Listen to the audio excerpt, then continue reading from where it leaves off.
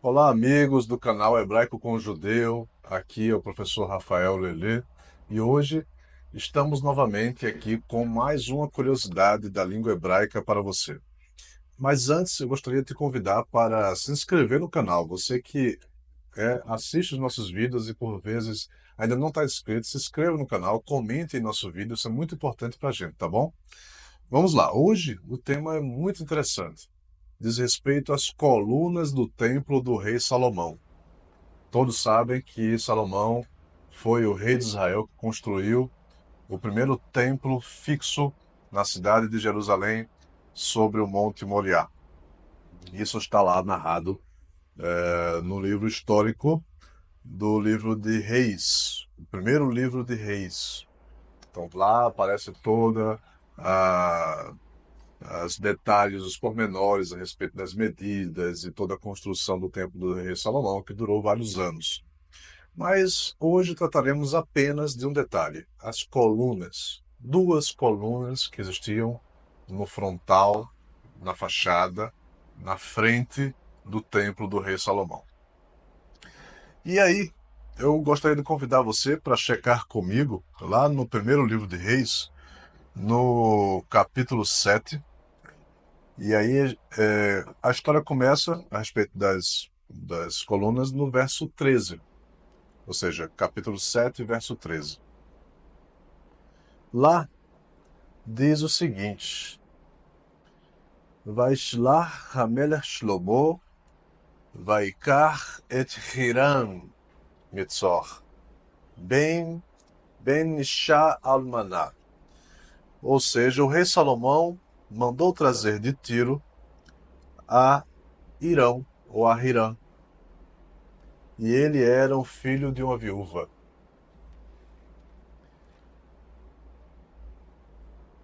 Da tribo de Naphtali. E fora seu pai um homem de Tiro, que trabalhava em bronze, e ele era cheio de sabedoria e de entendimento e de ciência para fazer toda sorte de obras de bronze. Então, Salomão trouxe o melhor artista, o melhor artífice em bronze que existia no mundo na época, que aprendeu esse ofício com o pai.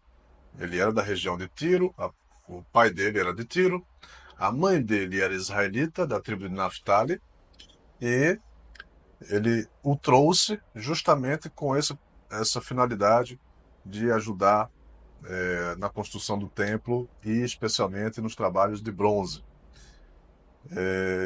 nas colunas do templo que ele iria construir. E aí, na leitura seguinte, você vai ver todos os detalhes, né, de como é que foi feita essas colunas e qual é o grande insight, qual é a grande descoberta que a língua hebraica pode trazer a você que não está expresso no texto. Vamos pular, né? Você vai fazer a leitura, vai ver todos os detalhes das colunas, e você vai vir do verso 13 até o verso 21. Verso 21 fala o seguinte: Depois levantou as colunas no pórtico do templo, levantando a coluna direita, Vayaken et Hamud, Haimani, Vaikra et Shemo Yachin. Levantando a coluna direita, pôs-lhe o nome de Jaquim, ou Yachin em hebraico. Vayaken et Hamud Hazmali, Vaikra et Shemo Boaz. Levantando a coluna esquerda, pôs-lhe o nome de Boaz.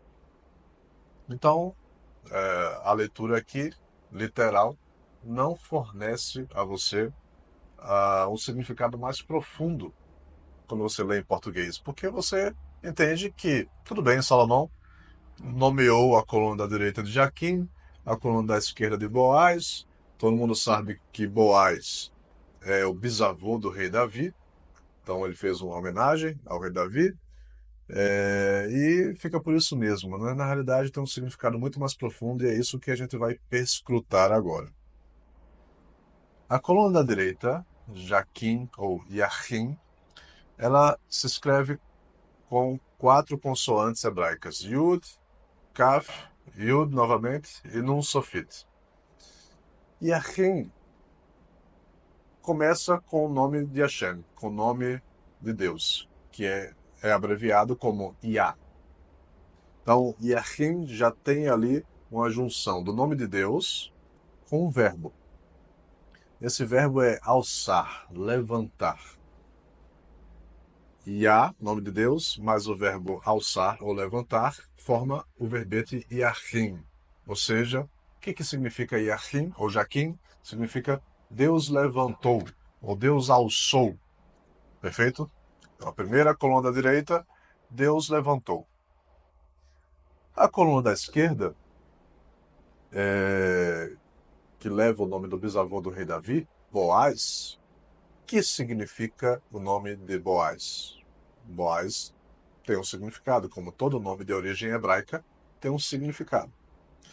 Boaz significa a junção de uma preposição com um substantivo. Essa preposição é em e o substantivo é força. Boaz significa em força ou com força. Portanto, forma-se uma frase.